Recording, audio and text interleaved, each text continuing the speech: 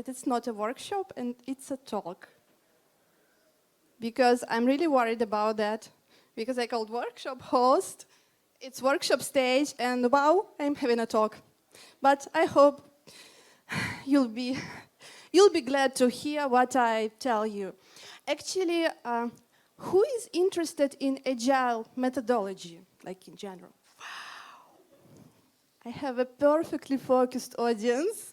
I'm really happy about that. So I will share with you all I know. Probably not all I know, because otherwise we'll just spend the night here or maybe longer. But what I can in this timeline. So a couple words about my company, my experience, who am I? Actually, that's my first conference in Romania, so probably nobody knows who am I. I'm usually doing talks in Ukraine, and I'm one of the organizers of conferences in Ukraine, so a lot of people know me there, and now I'm just, nobody, and that's kind of challenging for me to start. But anyway, so I'm working in the company Capgemini. Actually, you can tell Capgemini, Cap, anything we understand, all the pronunciations. And what is this company? Probably you didn't heard about this company before this conference. Who knew this name before this conference? 1, 2, 3, quite a lot. More than I expected, actually. So, what is this company?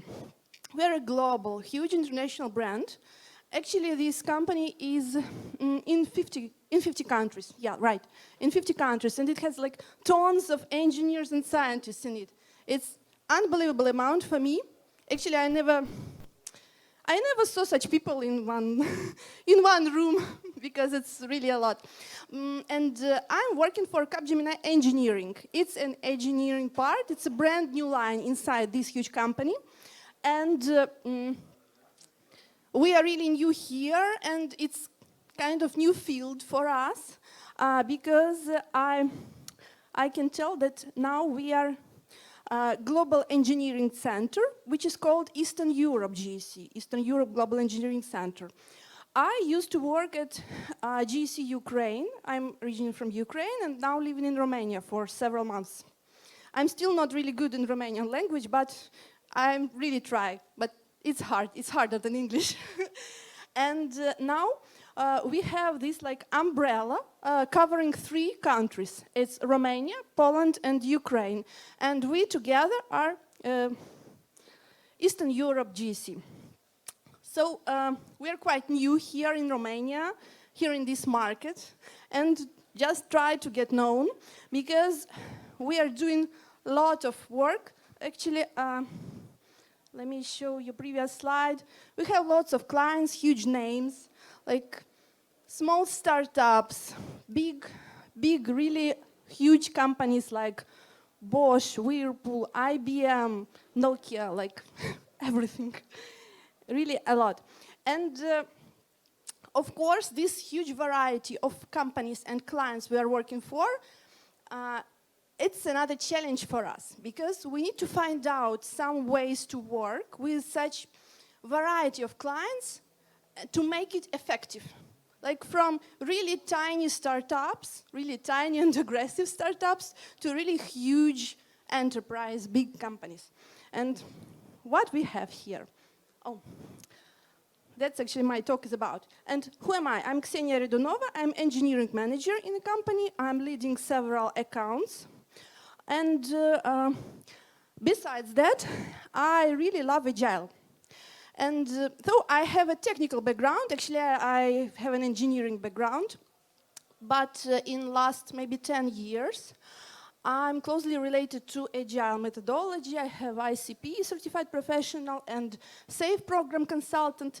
I will tell you about SAFe. If you never heard about it, actually, have you ever heard about SAFe methodology? I'm not here about promoting SAFe, but I just tell a couple words about it. It's probably the most popular scaled Agile methodology. And I'm doing trainings, coaching teams, clients, etc., everything related to that. And let's get straight to the point. Probably I had quite long intro. Since we're working with various types of clients, we have challenge of different scales. Because if we have one like common approach, it doesn't fit. It just doesn't fit like to small and big companies together. If it fits somewhere, it won't fit like to other scale.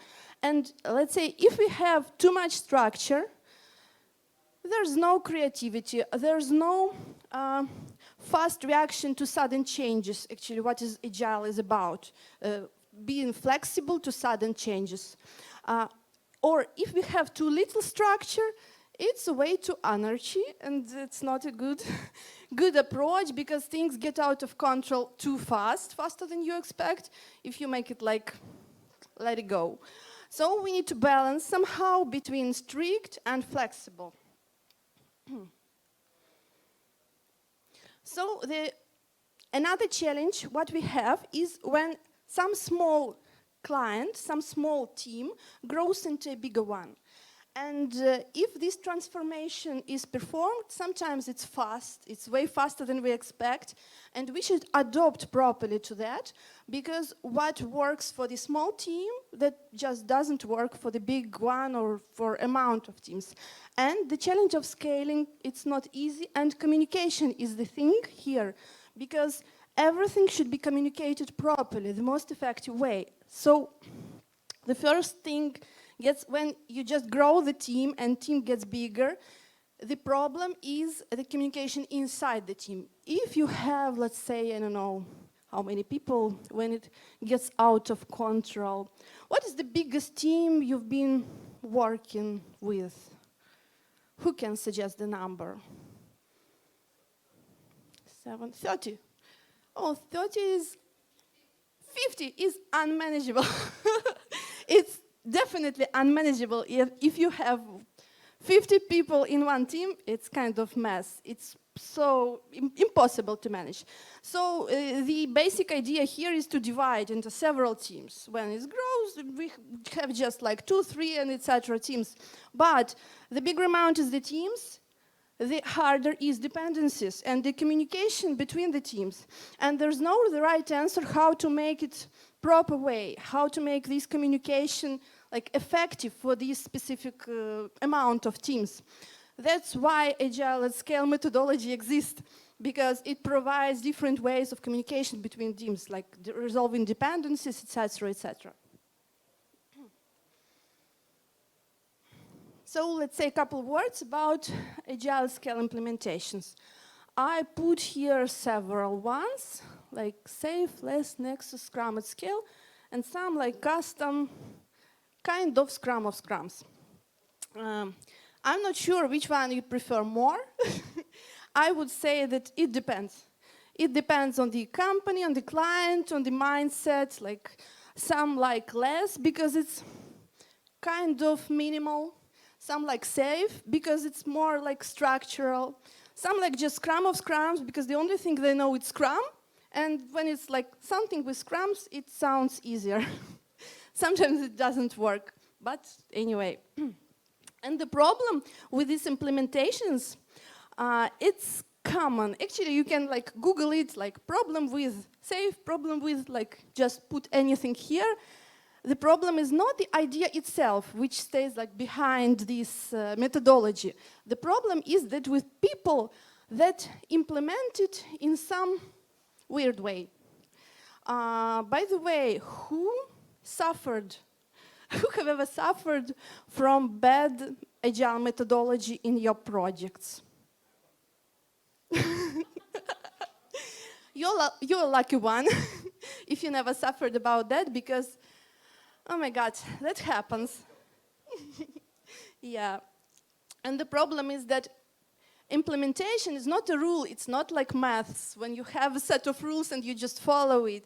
It's some tricky thing, like with psychology, methodology, like everything, and you just need to find the right balance for every specific situation. So I would like to highlight a set of like best practices I had in my projects and like my company had. I just wanna like go one by one, and I think it's just a good practices. It's not like a recipe, algorithm, but it's a set of good practices from my perspective. First thing is DevOps. Actually, is DevOps there in your project?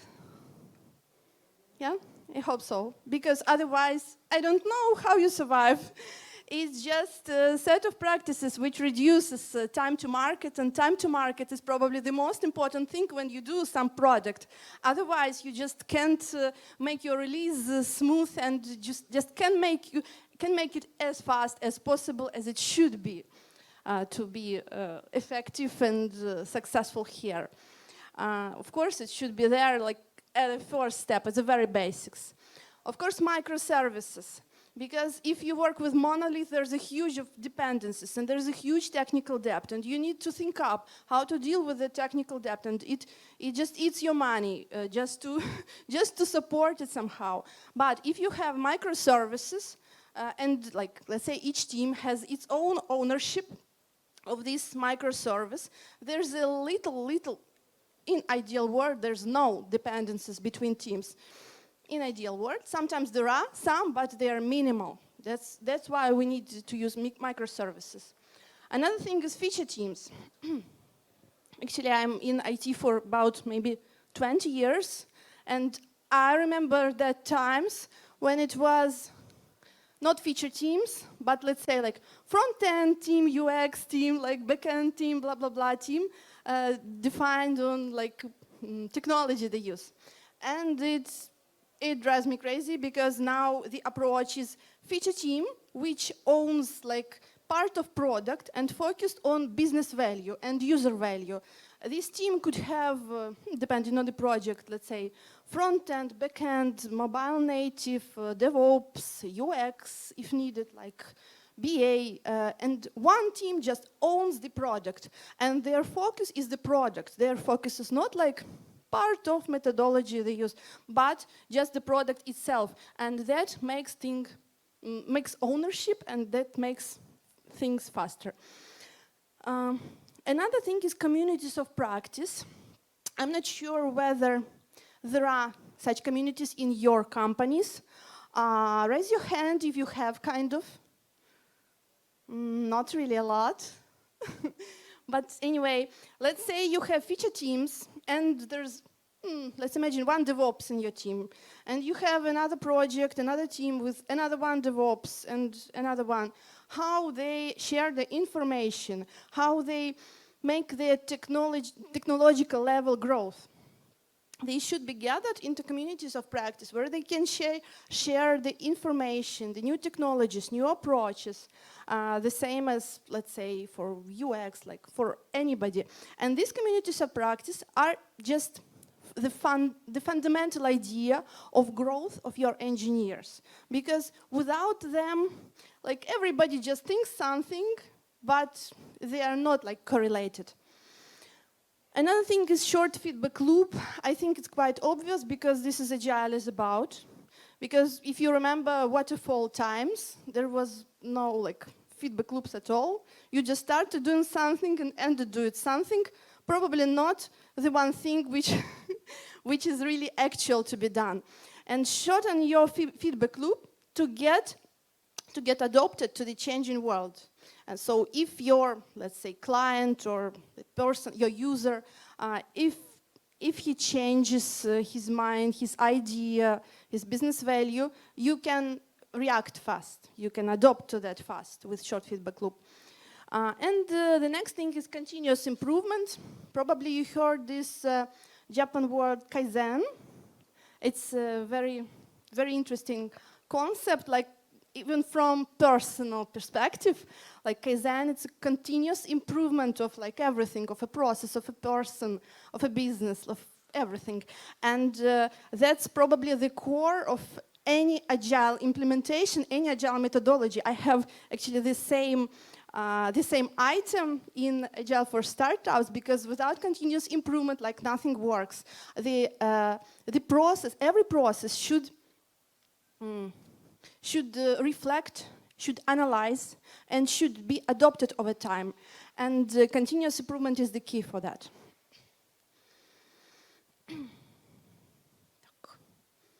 Oh. This one. Let's go to startups. When you have startup, you own the startup, or your client has a startup like is mine, and you need to set up some process there, which is the difference between that like huge process for huge company and the small one. I think the most important here is if you can make the process as much lightweight as possible, you should do that. Raise your hand if you ever attended totally useless meetings. I think everybody. And that's a sign that your process should be improved somehow. Because useless meeting, it's such a pain in the ass. Sorry, I think it's not translated. Because useless meeting just burns money, burns time, and burns people motivation. That's terrible. I think every meeting attendee should understand why they are there. So you can adopt it, making like not really a lot of meetings, but making them just reasonable for some purpose. Another thing is time boxing. I will jump a bit and combine it with decision making. That's important to understand that working in IT and creating products is not just a total meetings and total discussions. It should drive to something. And a good practice is to make some choice for decision making, some ownership. So we need to understand who's responsible for what, who makes decision for what, because otherwise discussions can take hours and go like nowhere. That's important to understand this part of responsibility. And communication, that's quite obvious because I think it should be transparent, everyone should be involved, and people in the team or in the teams should treat problems as a team, not as a like set of individual contributors, but as a team. And continuous improvement. Do you know what is the main tool, actually the most important tool of continuous improvement? How to achieve that? Yeah, retrospectives, of course. And from my perspective, retrospectives is one of the most underestimated agile routines, because people think, oh, why should I attend like this retrospective? It takes like 1 hour of my life. Why? But that's a key of continuous improvement, because when you discuss, when you make it structural, time boxed, like make it logical, that's a really important tool to make it better and better every sprint, every iteration. That's really important. That's, I think, one of the most underestimated things in Agile at all. Okay. So let's go closer to case studies we have. I just put several here. The first one is a provider of identity. Unfortunately, I can't tell the names, but you can easily guess. We have a client which is the leading independent provider of identity. And our collaboration is like about more than 10 years, and we grow together with it. So the main key here is that they have constantly changes. They change over time, and we should adopt to that. That's important for us to successfully adopt to changes with this client. And what we do for that?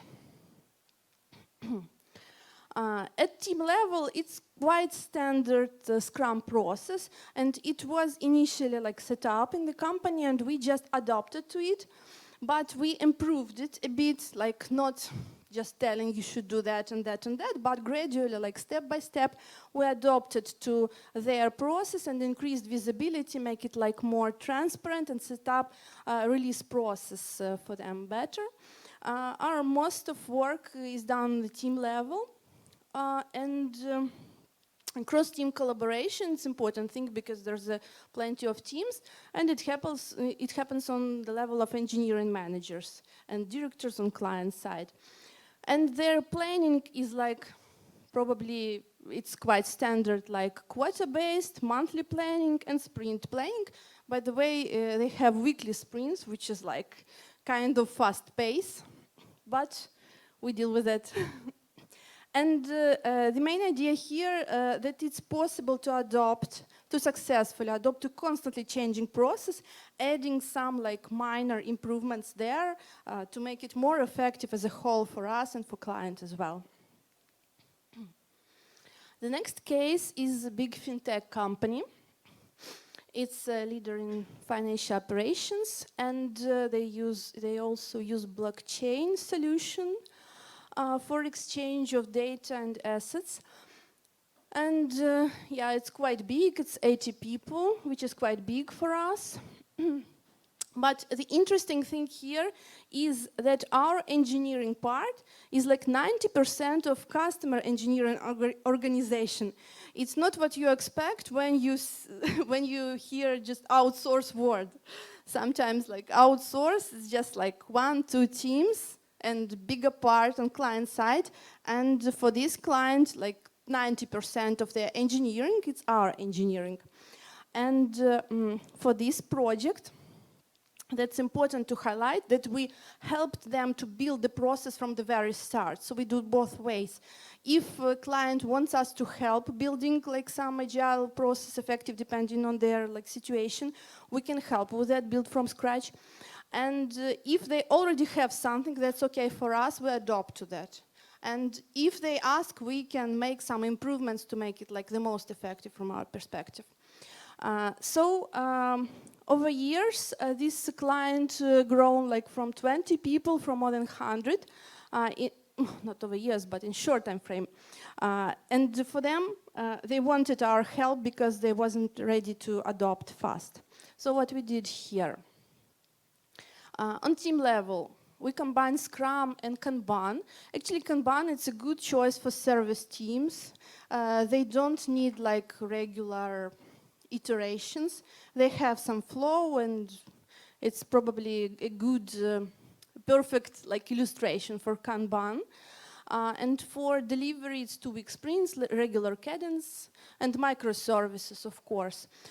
The big thing here is that you can see in a large-scale agile implementation is shared demo on integrated environment, because the bad practice is to show demo like locally for every team. It's a bad practice because it's not a working product. And if you have demo on integrated environment, that's a key to success because that's the real product which goes to production. That's really important. And not take into account that you show less than in your local machine, but you show really your progress, the real progress. That's important here. Also, they have some like project specifics, like roles of Scrum expert. It's kind of coach, release manager, because they have like kind of flow of releases which should be orchestrated somehow. And they have idea. I already told that they have microservices, and due to that, they have multi-roadmap concept. They have several of roadmaps going like one along to other. So that provides minimum dependencies and clear delivery goals for every team. So key takeaway here is we should divide the responsibility to minimize dependencies. The more complex the project, we should divide it like in more thorough way, because that's the key to success here. The third case of big clients, it's multinational pharmaceutical company. As far as I know, it's our biggest client for now. It's one of the largest pharmaceutical companies by both market capitalization and sales, and headcount is close to 100 people now. So what we have here, since this is pharma, this domain is quite specific. It's very, not to say bureaucratic, but they have lots of compliance and regulations. When I worked at for pharmaceutical company as a client, I spend lots of time going through trainings, some compliance checks, like documentation, etc., etc. And the first thought here is that it's impossible to implement any agile approach for such structured and like very bureaucratic organizations. But that's possible. That's possible to implement. So we have Scrum for most of the teams, Kanban for some support team. Actually, it's kind of basic implementation, but interesting idea here is that the team has a freedom to adopt the process, use or skip ceremonies. It's about that I talked about useless meetings. If team thinks that something is useless, they are free to adopt the process, and that's really important. And demo on real environment. And that's extremely important for such kind of regulated, highly regulated domain. On high level, we are kind of lucky here because our projects, we have plenty of projects, but they are shallowly mapped. So we almost have no dependencies. Sometimes that happens, but we can deal with that. Because in case we have 100 people and lots of dependencies between the team, it's very difficult to deliver fast. So it should be organized that way that we minimize dependencies. Release flow. I already told about highly formalized project acceptance, and due to that, release of very big features. They don't have like weekly or bi-weekly releases. They have really kind of rare releases of huge features. It's not like agile, but we try to do agile inside. We try to adopt it as much as possible. So my idea here is that even in such like very specific industries, like from the very first site, it's like unbelievable to implement Agile here, it's possible to do it. Probably with some regulations, with some like borders, but anyway, it works here and is effective here. It's anyway better than waterfall. Another case, it's internal set of business apps. We have a set of products for our internal use, for operations, resource, people management, quite a lot. And we implemented SAFe here. That's just my SAFe example. I would like to highlight, oh my God, I jumped, sorry. SAFe here was built from scratch. We have several consultants like me in the company, and we consulted our teams, the leadership who is responsible for these business apps, and implemented SAFe there. Of course, SAFe is not just a strict rule, it's just a set of approaches, so we are kind of flexible here, but we implemented some like basic ideas, like lean portfolio management, because somebody should provide business vision. When you do a lot of stuff, it's very important not to lose the focus, because it's possible when you do a lot just to get lost somewhere and lose the focus of what you're doing, what is your like main aim. And lean portfolio management is important for keeping business vision. So we have like easy approach to achieve goals and receive value. For team level, it's not a big deal. We have classic Scrum, and actually the only one thing which is added from team perspective is PI planning. PI is program increment, let's say quarter. It's kind of quarterly planning, but called in SAFe PI planning. So it happens like every 6 sprints. It's a big, interesting meeting when everybody's aligned to the goals, to the plans of upcoming quarter, and evaluate the tasks, create the features based on vision and some objectives, some ideas, and plan the work, like on quarterly basis. And after PI planning happens, we have some idea of what like every team is doing. We try to plan their work to resolve dependencies as much as possible, and after that, just regular Scrum goes on. So planning is here.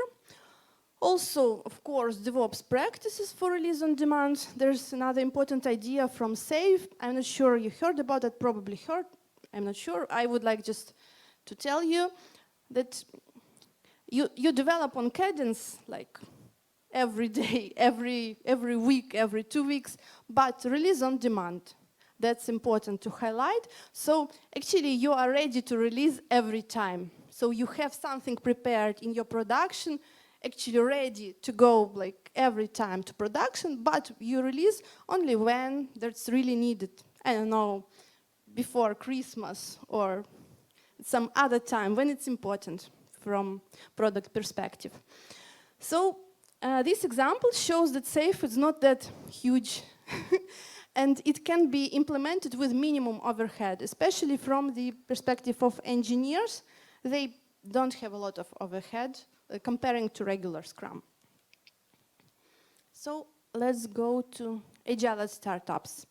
I have several examples, couple examples, because sometimes Agile at startups is easy to implement.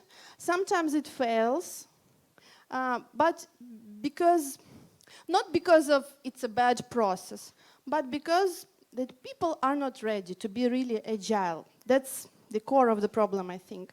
So the main idea of implementing Agile at startups is that just learning and have common vision, common understanding of how it should look like.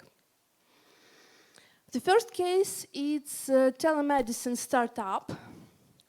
So company provides mobile app and like diagnosis and treatment there in mobile app. It's quite popular now. Like as I know, these startups are kind of common, like in recent years. So it's a small company, like 6 people, 3 teams. What we have here, we have Kanban. Kanban with some like details, which is called extreme Kanban, but it's quite close to the very basic Kanban. The engineers are senior, and that makes it a bit easier for everybody, of course, and they require minimum management. And in this case, I think if you see that people are mature, that people do their job effectively, the main idea is not to spoil that. So you should provide just minimum management there just to make it like under control, but not too much. And the focus here at high level is manual testing and automation. So it's like more testing project for us.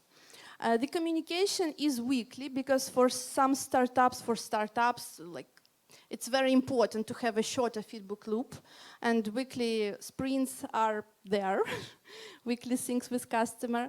And my idea here is you shouldn't be afraid of Kanban. I think that like a lot of people just doesn't love it. They just say, Scrum, it's quite common, we shouldn't use Kanban. But for some cases, Kanban is the best option. The next case, it's a startup on card issuing platform. It's another finance startup we're working with. So they provide infrastructure and tools to help companies for manage payments, and it's one of the top startups, and it's really very, very successful. And it's rather small, it's only 15 people. For us, it's 4 teams. So what we do here? What we do here is just a regular Scrum, like 2 weeks are common. Sometimes they differ per project, they can be like longer or shorter. No meetings overhead, as I said. Of course, CI/CD, deployment on weekly basis. But team has a freedom. Remember, I told you a use case when team was free to choose which meetings to omit. So now they have a freedom to decide, maybe skip the deploy under some circumstances. So feature teams are here working on independent projects.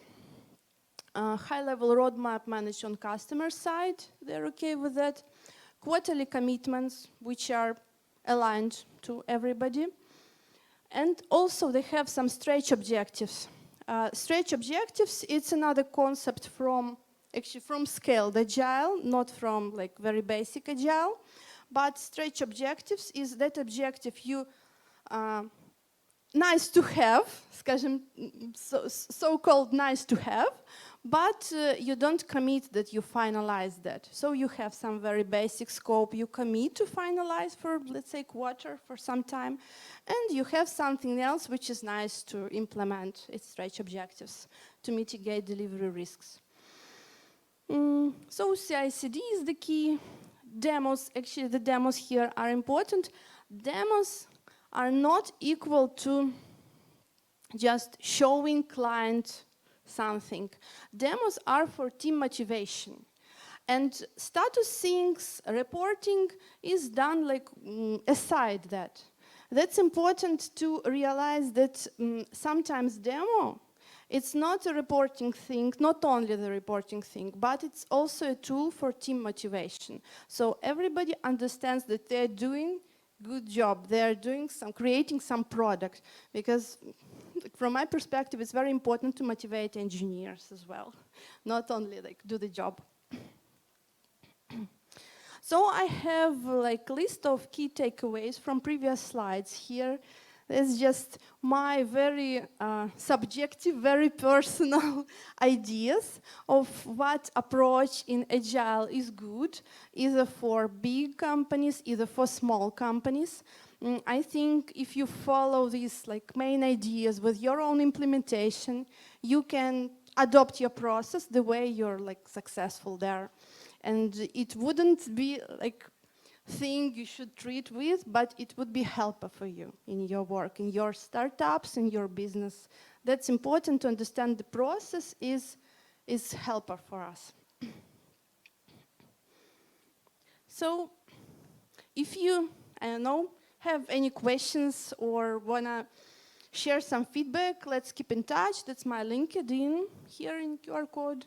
So we can May I ask the question? Yeah, first of all, thank you for such good presentation. So you told about different approaches in the Agile for different companies. But what was the most challenging and most complex approach, Agile approach you used? I think for me it's the most complex.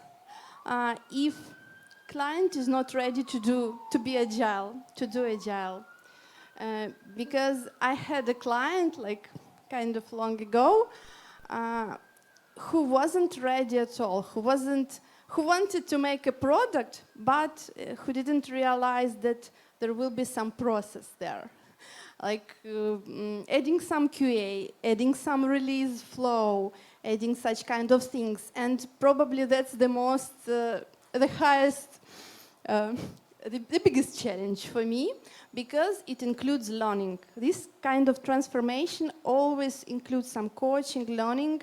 And if I see the client is not ready, we can just go like step by step, and I try to convince, to show him like step by step that it's effective, it works. So just doesn't matter if it's big or small, but that's important to understand that everybody is aligned on our aims and like basic ideas here. Yeah, thank you. Okay.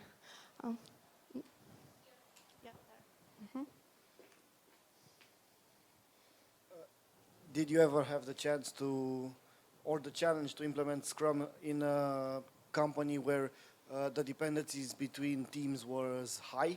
And if so, what were the solutions you adopted? Yes, that's a huge problem when there are several teams working with the same product, or let's say the same backlog, even the same backlog, and they have huge dependencies. Like theoretically, I can say that SAFe helps with that PI planning thing. You have a big board and you have like rough plans of what features we should implement in like upcoming sprints. And we can highlight dependencies like team A for team B, for team C, which team is dependent on what. And when you have this visualization, whatever, it's a real board or online, you can understand which work is more crucial to be done at the very beginning, and which has the most dependencies on others, so should be done like on the very end of this amount of time. So when we have lots of dependencies, it's quite common situation actually, it's life.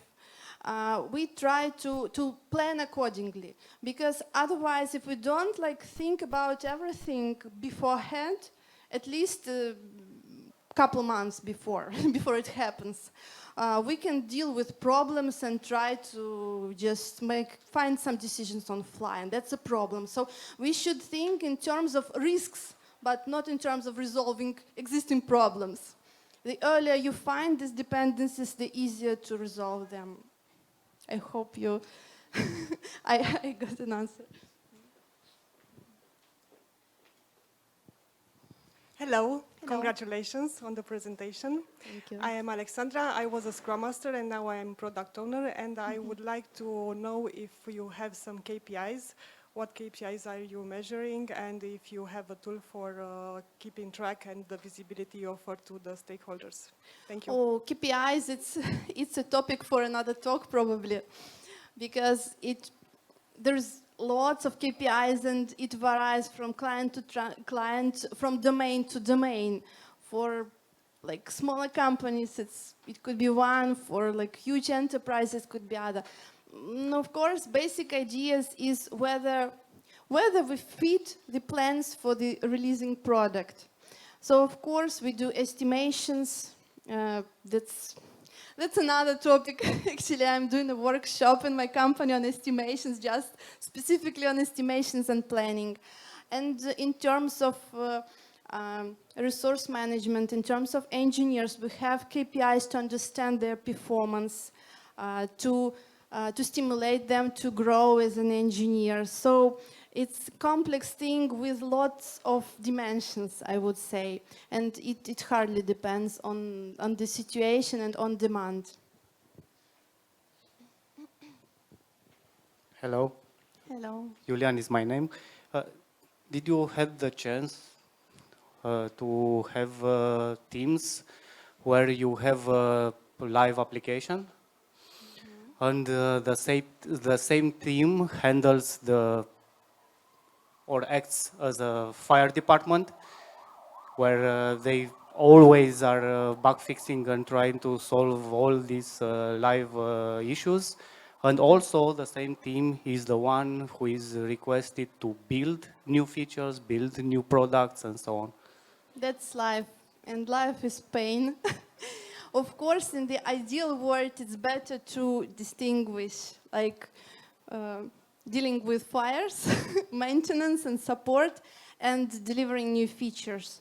But sometimes in the real world, we understand that one team and like several people should do like everything.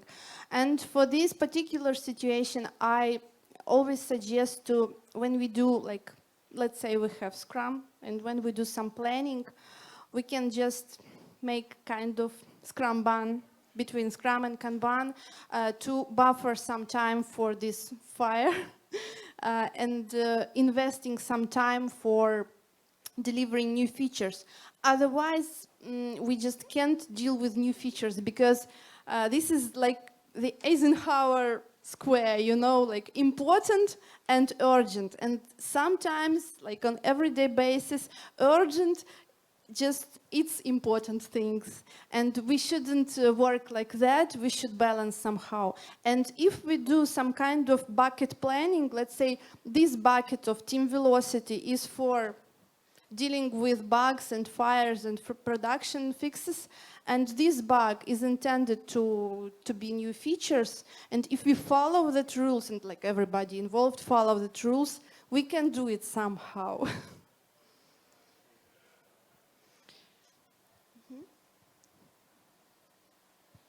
That's all. Okay, so thank you, everybody.